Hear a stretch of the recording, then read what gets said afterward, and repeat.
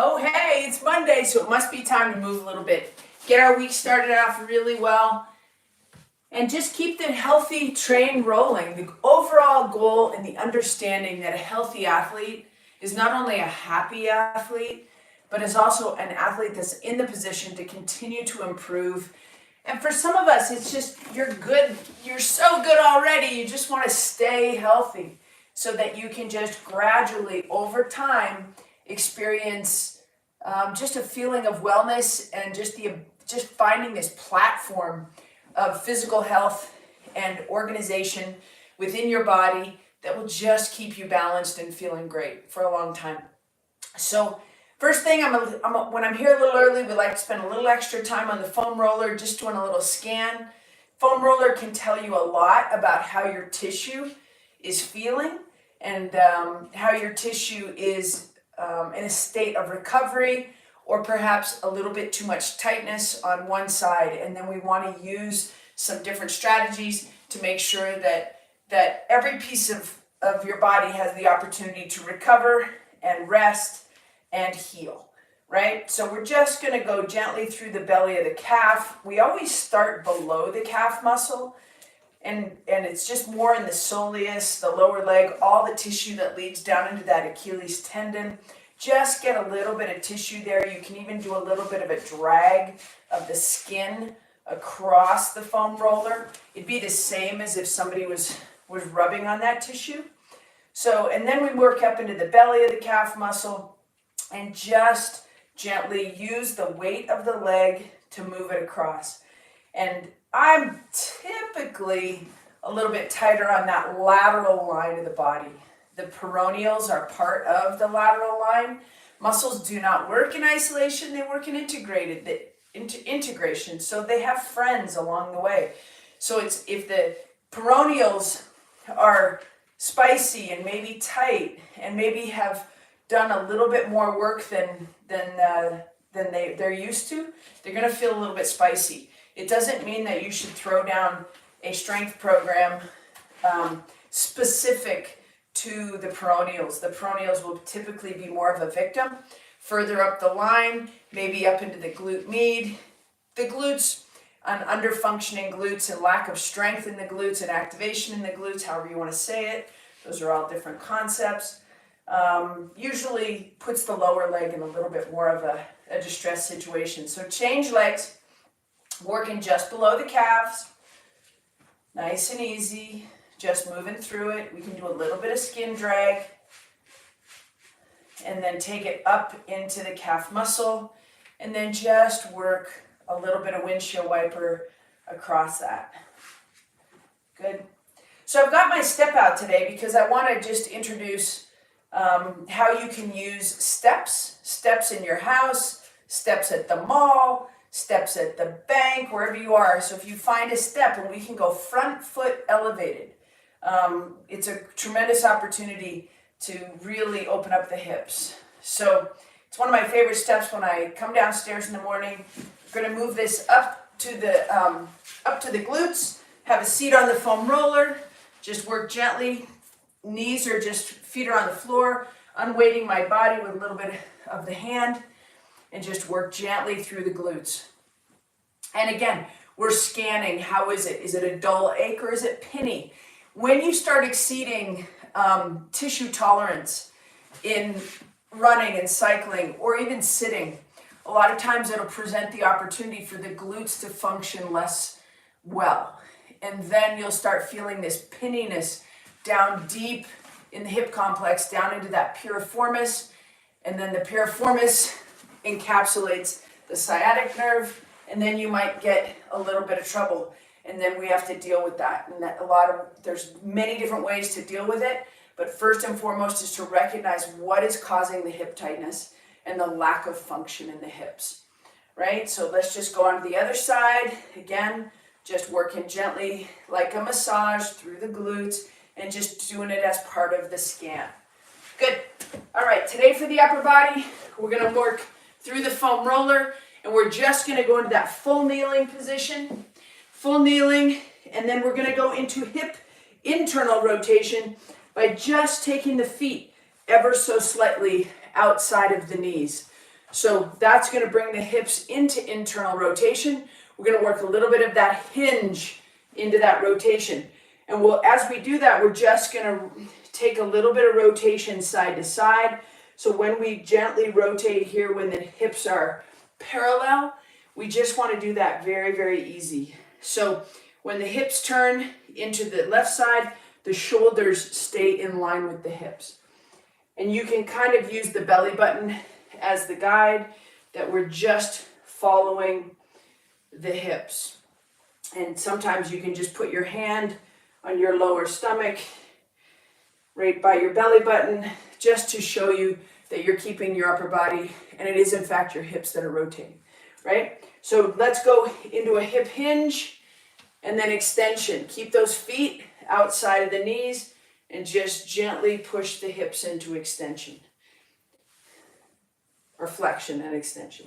Flexion, extension. Just work that hinge. Good, good, good. Just gentle. Doesn't have to be a big movement. And nice. All right, let's take it right into, we've got 90-90, half kneeling position. We'll take the knee out to the side, right knee out to the side. Everybody just follow along. Make sure you got the same knee as me. Take your right hand right to the inside of the right knee so that it's not falling to the midline. We're going to keep that knee directly over the toe and just work gently, knee over toe. We'll go 10 of these today. So the number over the last few weeks has gone up and up and up. We started with 6, we went to 8, now we're going to 10. So this left hip is still quite square. The adductor is getting a little bit of a tug on it as we drive the knee over the toe 10 times. Good. Keeping the shoulders and the hips stacked and even. All right? So right here, you can feel it. When this hip is driving this way, just going to show you a little bit of tightness. So make sure that your hips are straight ahead. Take the left knee directly over the toe. Nice and easy. Good. 4. Keep this hip straight in line. 6, 7, 8, 9, and 10. And good. All right, so let's add a little bit of a hand driver. That's going to help open this hip. So we've got to keep that knee straight over the toe. And we're just going to take the thumb to the left shoulder. And as the right knee goes up, the left side is going to open. Keep that elbow nice and high. 3, 4. And you can see we're starting to create space between the shoulder and the hip. Left shoulder blade, right glute. Definitely have a friendship that needs to be constantly nurtured, right? You can just feel that little bit of tightness in the adductor. Hopefully you got 10 reps there. Let's go left side out. Hips are nice and square. Keep that left hand just to ensure that the left knee is staying over the toe. Right thumb into the right shoulder. And just gentle opening up. 2, 3, 4. So there's this whole thing about people buying houses without stairs. It's not my favorite idea. Once you stop going up and down stairs, think about that. Then you stop going up and down stairs. One of the best ways to strengthen yourself is with a nice step-up move, right? And 10, and good. All right, let's take that into a standing position. Now we're going to play into the front foot elevated. So this is probably too high. It's up at hip height, right? I can get my foot up there onto the counter, but as far as really efficient hip opening, when you put your left foot up, you want to make sure that your right hip is coming to the midline. And we're just going to do that same motion. So right here, keep the ribs off the hips. The head will be over this left hip. And you're just going to gently rotate and turn. Again, belly button into that lead leg and just rotate into it. Shoulders and hips stay together. back heel, gently on the ground. We're not thinking too much about it. We're just gently moving in and out of that motion. So hip internal rotation is what we want to do. You see me do that all the time when it comes to running and to an extent cycling. Internal rotation will allow the external rotators of the hips work much, much better. So as you lift the right leg, you're going to just make sure that you're turning into the right leg to make sure it's actually the hips that are moving, not rotating through the spine. And we're just going to move nice and easy through that lead leg into the lead hip, and you can move out of it and into it, very gentle. So this would be the move that you want to do in the morning before or anytime before running to make sure this is just one more way of making sure that you're getting into hip internal rotation, okay? So this position, as we know, is just a little bit stuck in external rotation. We like to anchor the stance. All right, so a little bit of front foot elevated, use your stairs, turn into the lead leg, and just gently move in and out of that. I'll keep working on that as we get further along into the summer. All right, nice wide stance, and let's go ahead, anchor the stance. So that means heels outside of toes, and we're just gently going to hip hinge to the back and then come right back up. So we load the back line. We load those high hamstrings, hands on the hips, keep the chest up. 2, 3, we just want to warm that tissue up. 4, no rules here, just moving back and forth. 5, I need to do more training, I think, because I'm not feeling that tight today. So it doesn't mean that it's a badge of honor, but it does tell you that your tissue adaptation is going to be pretty good this week if you allow it, if you're feeling just a little bit of tightness. Tightness is not bad. It's just a matter of having an ongoing practice to make sure that you're getting, that you're constantly coming back to your normal state. Okay, so let's go ahead and glide left to the right and then glide to the left. Thinking again about shoulders and hips moving together. As we move to the right, we're going to take that left hip to the midline, and then we're going to take the right hip to the midline. So move to the right, left hip to the midline, and just like that. Just nice and easy. Feel those ankles popping just a little bit as we load into that lateral line and a little bit into the spiral line. Spiral line is the great shock absorber of the body. Good. Keep going and keep going. Good. All right, so let's go ahead and take the hands, and we're just going to rotate to the side and to the side. Hips are going to move just a little bit. Shoulders are moving with it. And as we move through the upper back, nice and easy.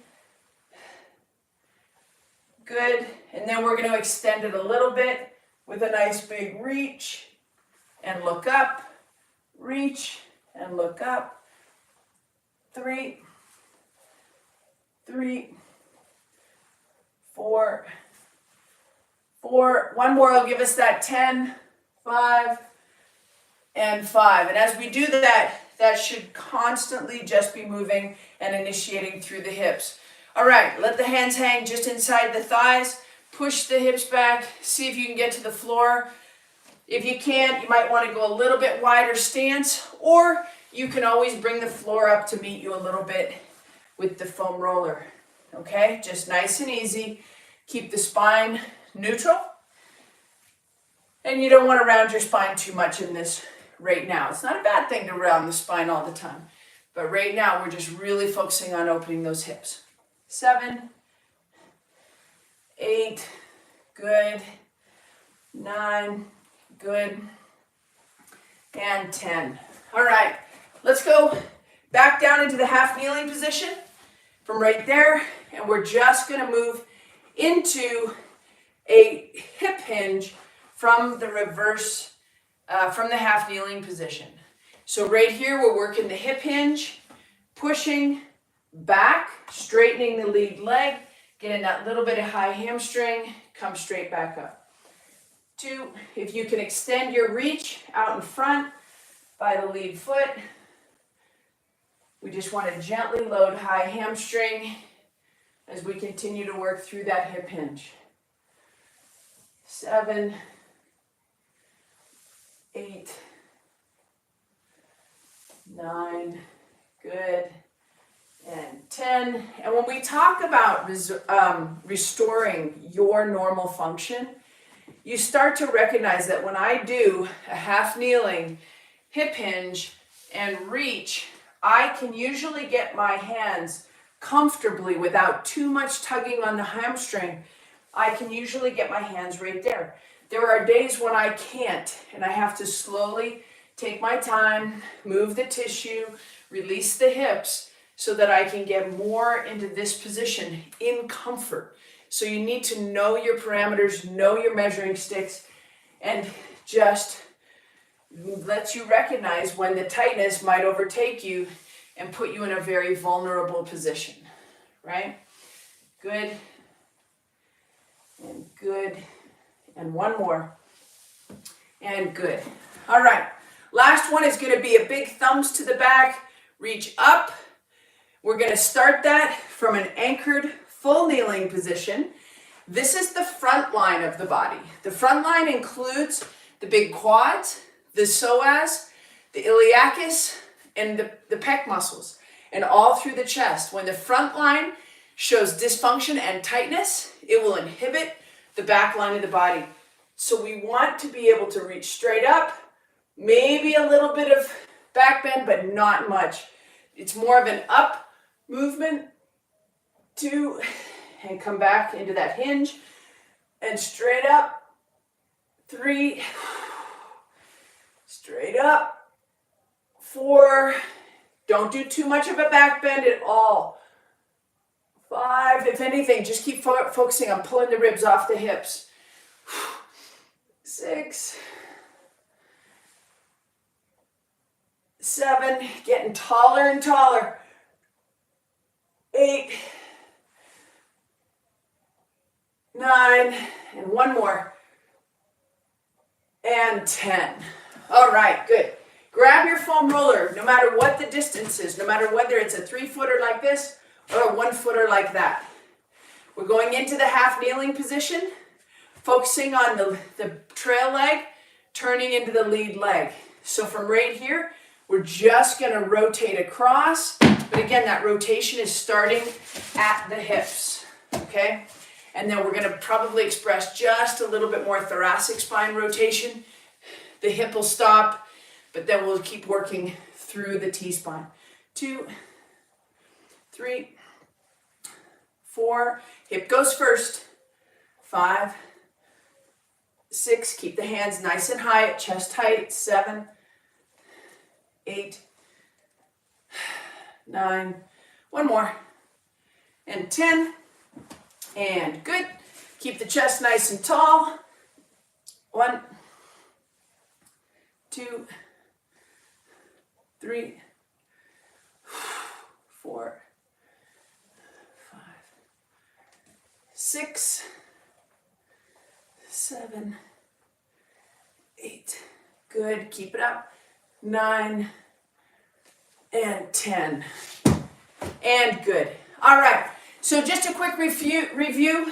We want to remember that the hips into internal rotation is always what we're after. Single leg stance needs to be loading towards the midline of the body. I think we overplay sometimes loading into the big toe. It's actually the ball joint of the big toe, and just making sure that that medial line of the body is matching and has the ability to match and stabilize the lower body in gait or force production on the bicycle or any other sport. Hopefully you guys have a great week. I'll see you next Monday. Peace out.